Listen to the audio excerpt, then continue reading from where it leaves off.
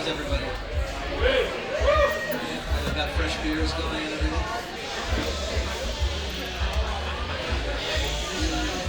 My name is Kristian Solem. I started climbing on the East Coast in 1972. I moved to California 10 years later and never looked back. I'd like to start by thanking AAC Joe for putting out this book. It's a great compilation, and it's an honor for me to be included in it. It means a lot to me. It's beyond an honor to be in the company of the authors, the climbers, the naturalists, and the mountain adventurers who are represented in this collection. It's really great. So I'll jump right in. I'm talking about a place called the Gorge of Despair. In 1954, Hervé Vosges produced A Climber's Guide to the High Sierra. That was 1 year after I was born. In his Kings Canyon section of the book, he makes a rather audacious statement. For wild and rugged grandeur, the Kings River region of the Sierra Nevada has no peer. A mighty panorama beginning at the wandering streams, sweeping up the terrifying gorges past jagged spires and culminating in towering granite peaks presents itself to the adventurer. It is, indeed, an awe-inspiring sight to break out of the pine forest onto the rim of Taproom Dome and gaze across at the opposite mountain wall, fantastically cut up into multiple flying turrets soaring in the blue haze. The great river, 4,000 feet below, sends its dull roar echoing about the valley. The view he just described is this one. This is a Brian Prince picture. That's his friend Zach, standing on the edge of the summit of the Taproom Dome, looking across at the Gorge of Despair. Now, if you want to visit the Gorge of Despair to go rock climbing, you need to come in from the top, from the other side, and drop down into it. It's been descended twice. Some guys, Gus and Chris Benner and Les Wilson, descended it in 1990, and then in 2022, Robin David Stone and Chris Koppel descended it. I don't believe that it's ever been climbed from the river up. That's a picture that David Stone took when he was reconning to do a descent again from the top of the Taproom Dome of the gorge itself. Van Miller, you can find this guy online as Windman Van. He's very well traveled in the mountains and has a terrific collection of pictures, and he was kind enough to let me use this one that he took from the base of the canyon under the Gorge of Despair. That formation up there is called the Cobra, and it's of great importance to climbers. It's a fantastic formation. We'll be looking at it more closely. So, my friend and partner in adventure, Guy Kesey, and I made 3 trips into the Gorge of Despair. The first was in 1993. We were able to do one new climb while we were in there, and we called it From Afar. To put it on the map, this strip of the Sierra Nevada where Kings Canyon is, we're there. And the most prominent feature geographically, geologically in the whole area is Taproom Dome, where AAC has done some of the most remarkable climbs. Taproom is the tallest monolith in the Sierra. It's taller than El Capitan in Yosemite. And it's in the middle of a wilderness river. The middle fork of the Kings River is right there. You can see the north fork of the Kings River joins further west, and that's Wishon and Cormorant reservoirs up there. The south fork is where the road goes out to the end, and you can hike over Kearsarge Pass to the east side. You can go to Charlotte Dome and all those places. And the middle fork and the south fork join at Yucca Point, and there's a crest of land between them called the Monarch Divide. Going in a little closer, there's where the rivers join. Junction Ridge gains about 8,500 feet in 9 miles to the summit of Mount Harrington. And if you're going to go into the Gorge of Despair, which is a feature of the Monarch Divide right here, it's a hanging canyon, and that's Taproom Dome right across from it. Then you want to hike up, most likely the Lewis Creek Trail this way, which goes almost totally cross-country before Harrington Pass and drops down in. You gain about 6,500 feet in 8 miles, go over the pass and drop down about 2,000 feet into the gorge. The whole hike all the way in is about 12 miles. Looking at it from the road, there's where the rivers join. That's Yucca Point. So this is Junction Ridge going up. The first point of prominence is Wren Peak. way up in the back there, you can see Mount Harrington, and that's 10,000 and 11,000 and change above sea level. Going in closer, you can see the formations in the Gorge of Despair. There's Mount Harrington. You come over Harrington Pass on the other side, and you're behind this ridge. And that Tenderfoot Peak, there's a lake at the base there. It's a very beautiful spot. And then you drop down into the gorge, and these are the formations. The Silver Turret, which is huge, has some roots on this side. The other side of the Silver Turret that you can't see, we're going to get a good look at because that's a big vertical wall. Then you've got the Crystal Turret, not of so much interest in terms of quality. The Cobra, I mentioned already once. Comandante Corporale and Fascination Point, and then 3,500 feet down to the river.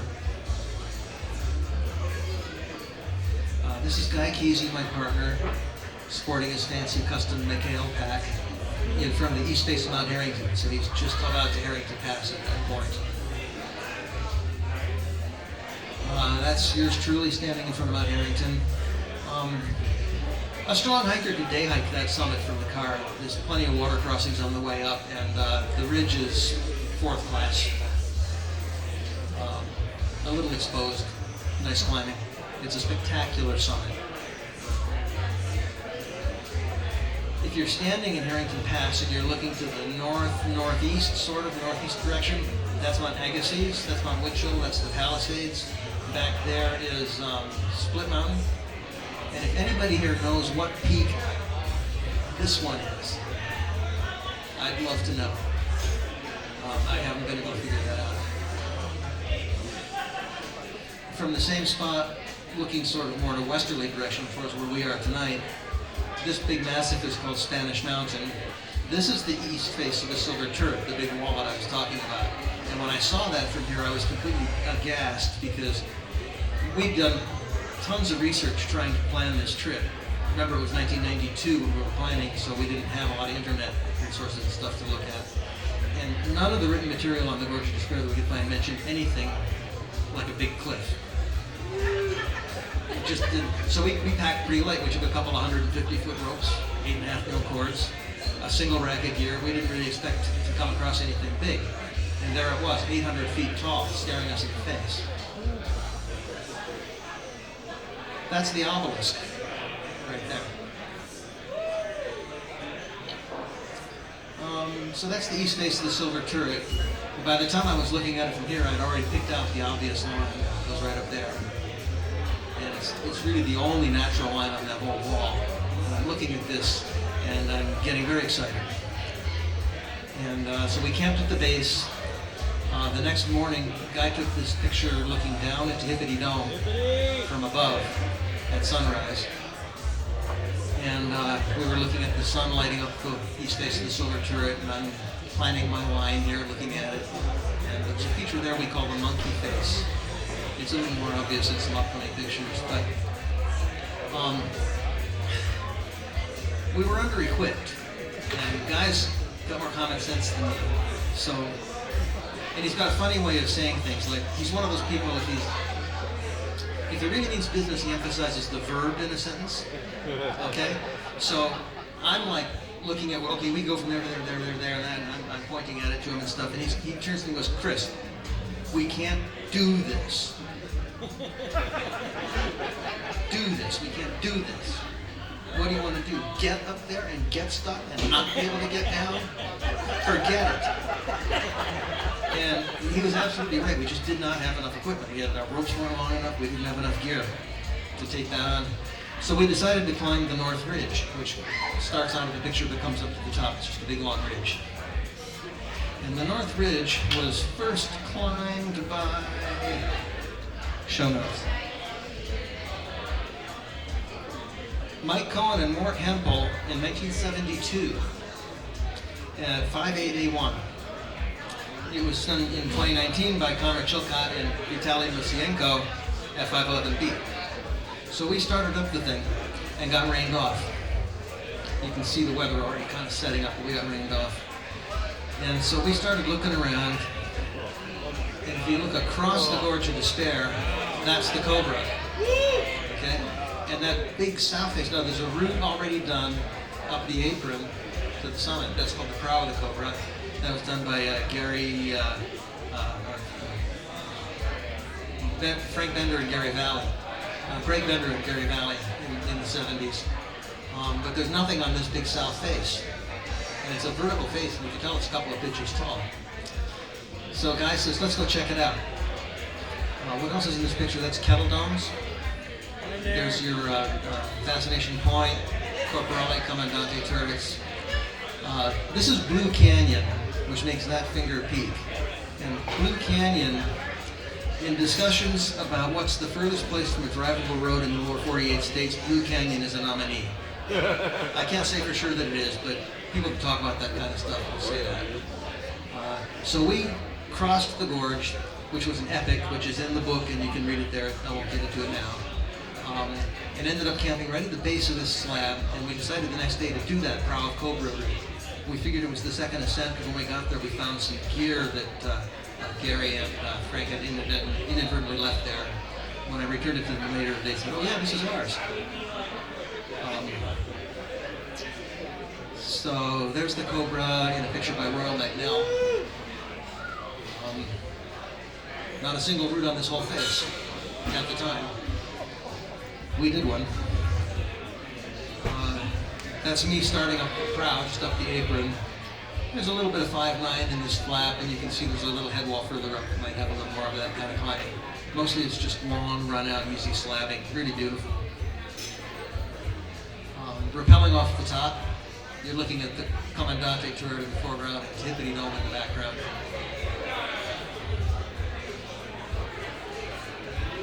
And this is what we found.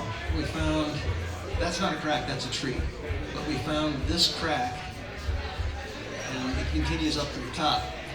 And so we decided to climb it. And what we had to do is we had to face climb for a ways. I put in 3 bolts to get to the crack, and climbed up the crack with the sledge, put in 2 bolts for belay, then stepped across and climbed up this thin crack to the top. And turned out to be an excellent climb. That's me. I'm hanging on a hook, hand drilling a 5/16 button head bolt. The first bolt's right at the edge of the picture. That's the first one. The second one's right about there, and I'm drilling the third, and then it's to the crack. Now, by the time I got the third bolt in, my partner was sick of belaying, and I was tired. So we decided I'd come down and we'd finish the route the next day because there wouldn't have any more bolts to drill to protect the face. So I just came down, and a guy immediately started climbing. And the rock there is just so fantastic. It's some of the best rock I've ever climbed on. I mean, it's just absolutely spectacular, the medium, which is great. I didn't want to climb anymore, so I did some trumpet playing. This is where I'm going to read something directly from the book. Oops. Okay, here, this is directly from the book. Guy and I each carried one non-essential item.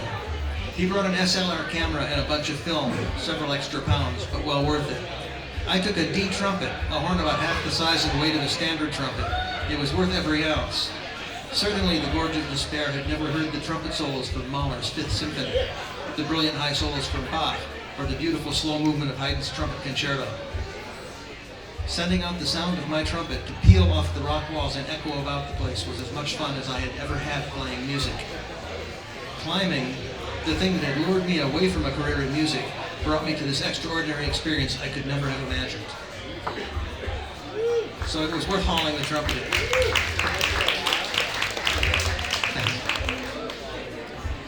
So this is the next day, and I climbed up through the section with the bolts just fine. We thought it was 511C, and hit the crack. And when I got to the crack, the climbing was not as easy. So a guy said, "I'm going to tie your ropes off to this root here and go out and take a picture." So he tied me off and walked out. So he yells at me, "Chris, look like you're climbing." So that's a poser shot. The crack goes. The 511 blending is here, then the crack goes like at 5'8" or 5'7" or something. It's like one little truxy move pulling up onto this rounded ledge with a belay. And that's Guy coming up. You can tell how steep it is, and you can see how just fantastic the rock is. That's what we ended up with. There's 3 bolts, 511 to crack, play. The thin crack is about 510D, protects with like number 2 and 3, the old black diamond stoppers, not the rock sizes that are bigger, but the really thin little wafers. But they really go in there, it's safe, it's fine. And at the end of the day, we sat there and looked across at the silver turret, and my partner guy said to me reassuringly, "Chris, we'll come back next year, we'll bring what we need, and we'll get it done." And I was like, yes. So in 1994, we came back. Those are not words you want to hear when you're in the gorge of despair. This is just a close-up of the approach. Our packs were 100 pounds because we were carrying longer ropes and a lot more gear. And so we used the Kings Canyon pack outfit. They have horses and donkeys, mules. And a cowboy riding a horse led a mule carrying our packs up to Grizzly Lake, which is about 9,000 feet. And that's as far as they can go. It gets too rocky, the terrain is very rugged after that, and the 4-legged animals can't do it. So you got to shoulder up your 100-pound load and hump it over the pass, which was just about all I could do. I remember like leaning against a rock, wobbling, looking across 50 feet to the next rock. I'll get there. Yes. I weighed about 142 pounds wet at that point, and the pack was 100 pounds. But we got in there, and there's the East Face, the silver turret. Again, that's that monkey face sort of formation that we that's what we see. I don't know, whatever. The line is obvious right there. And after 2 days of effort, this is what we ended up with. And the way it came down was a guy lit up the apron, put in a bolt. The climb kept forcing us away from the line we wanted to follow. It kept forcing us left out into the flaps, and that made the cruxy sections. And so even on the first pitch, guy got pushed out to the left. So I had to come up and then push up through these flaps, back up, and then another play. And the same thing happened again, pushed out to the left and back up. And we got to here. But on our first day, they just got up to this pitch here, and I didn't want to put a bolt in. I've been drilling bolts all day. I was tired of it. And there's a crack there, so I got in a piece of gear, and it's like this, you can't see it in the picture, but it's like this diving board of granite that sticks out into the sky. You have to get out on it, and then climb back up, and then do this undercling. And the undercling is up here, so it's hard. It's not where you want to have an undercling. It's way high. And I didn't want to put a bolt in, so I got a piece of gear in, and I took off across the undercling, and I fell. And when Guy caught me, I was hanging there with one leg on each side of the diving board, about 6 inches from disaster. And so I got up there and ate it out of the gear and put in a bolt, and we called the day. We rappelled down. And on the next day, we climbed up fast, and with the bolt there, I climbed across the undercling and went up here and put in this anchor. And I was sitting there belaying, and I was really happy with myself. The undercling pitch, which I was afraid had gone very smoothly, and I was just like, okay, this is going to work out. We're going up. And the ropes go tight. This guy fell. And it's no big deal. He's just hanging on this. It's hard climbing. He'll figure it out. I'm not the least bit worried. And but it goes for a long time. Nothing happens. He's just hanging there. And I keep thinking I hear him yelling something. And then finally the wind stops a little bit, and I hear it. He yells out, "My knee!" And I'm like, "Hey." And by the time he got up to the belay using the ropes, just pulling himself up, me taking it slack, he was all glazed over, and he couldn't bend his leg at all. It was completely locked straight. Couldn't bend it. He'd ripped his meniscus to shreds is what had happened. It's an injury that it's bothered him ever since. Even with good surgery and good rehab, it's one of those ones that was just so bad. His knee had swelled up inside of his loose pants to where they were just tight. You know, like a water balloon his pants looked like. And so I knew we were in deep shit, and I decided against trying to do pendulum rappels, so I just went straight down, put in 2 bolts, wrapped straight to the end of the rope, put in 2 bolts, wrapped straight down to the ground. Those rappels were an epic. It's in the book. I don't need to get into it here. It'd take too long to tell the story, and I'd get scared.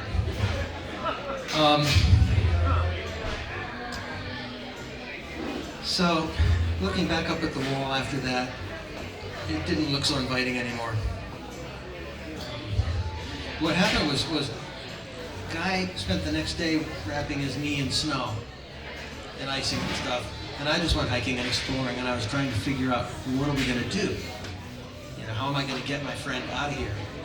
The following morning, I woke up, he was already up, and he'd taken his Ensolite sleeping pad and wrapped it around his leg tight and strapped it on with compression straps as tight as he could. And he stands up and he goes, I can walk on this.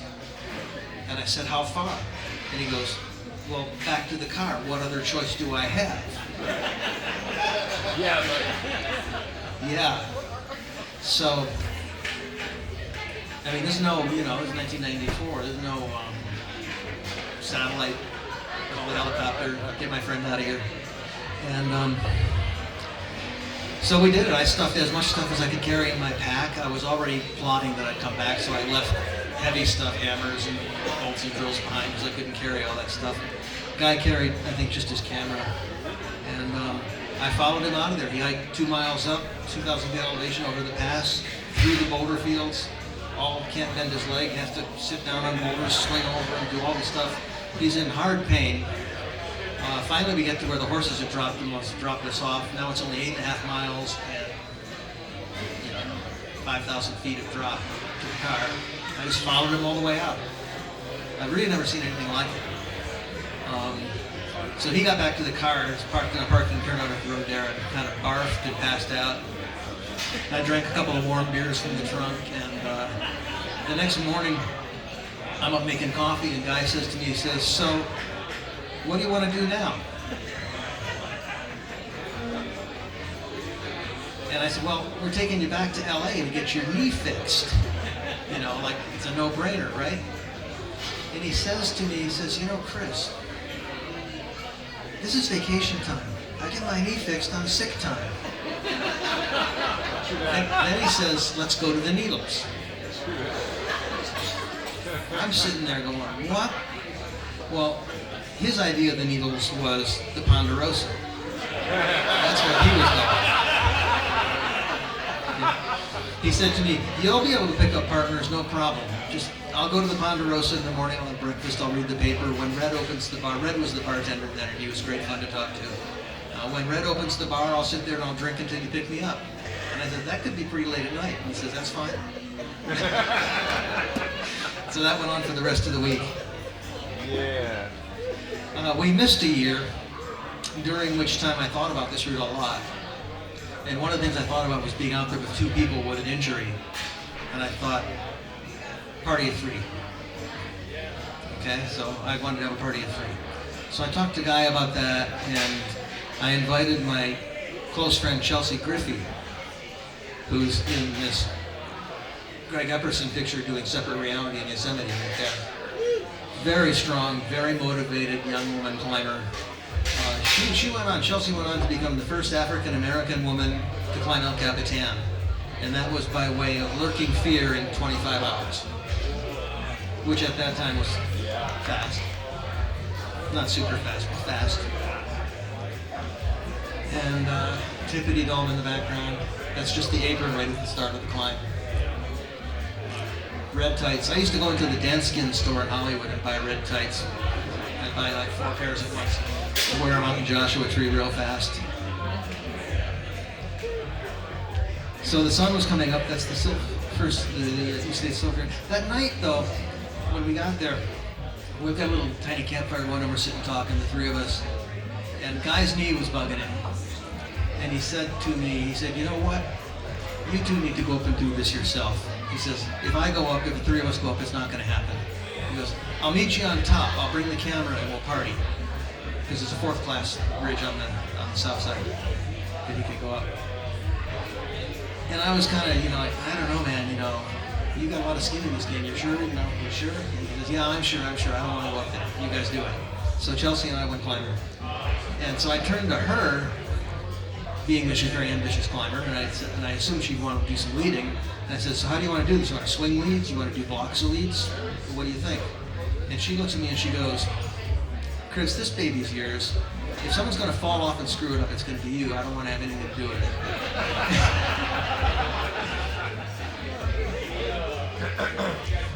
it. So the first attempt Chelsea and I made on the route was the next day, and these are a couple of pictures Guy took from the ground with a 50mm lens, so you can't really see much, but she's at the first belay where Guy got pushed out from the corner.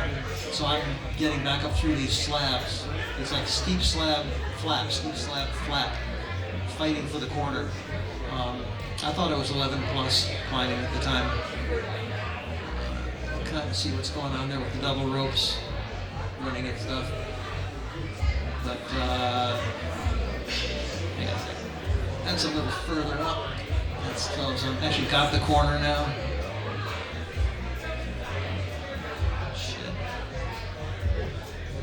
Yeah, so I actually got the corner there. The crux climbing is done, but it's still pretty athletic. It's interesting. It's really good pitch. And one third shot. That's the undercling pitch right there. That's, my hands are up pretty high. It's a hard pitch.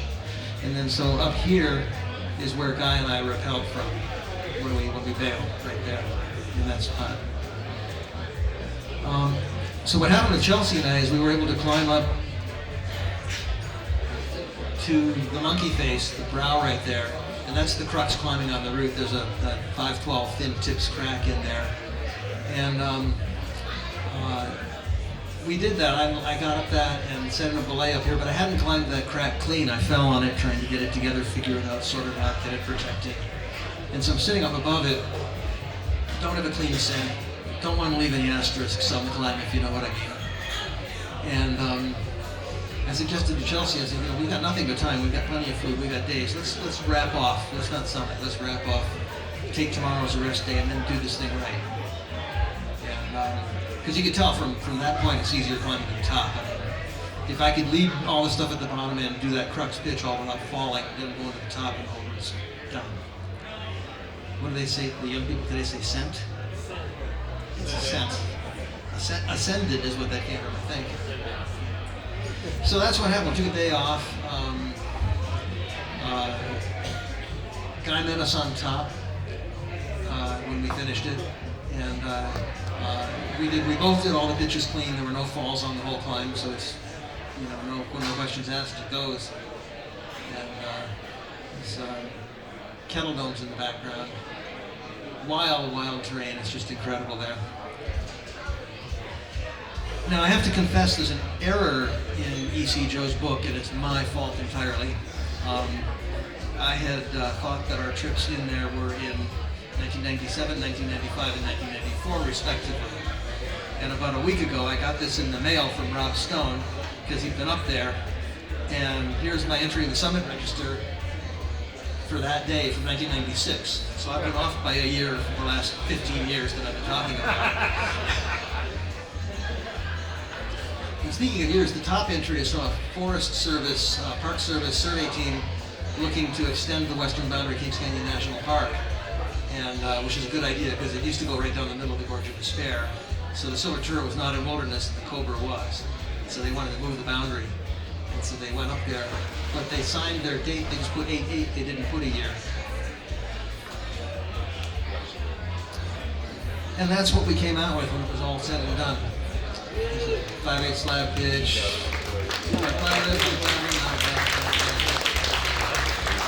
There's two 1-bolt belays up high. There's gear there. You can get gear. And if you take the rack, for example, that I suggest on Mountain Project, it's not that big of a rack. You really don't need a huge rack to do this climb. But if you take that rack, what's going to end up is you're going to get up there and you're going to get in some gear, and you're going to wish you had, gee, if I just had 1 bolt. And so that bolt's there. And it's a 3/8 bolt, although it's old. They're old bolts. They're there. And that's that. That's the end of that. That's all she wrote.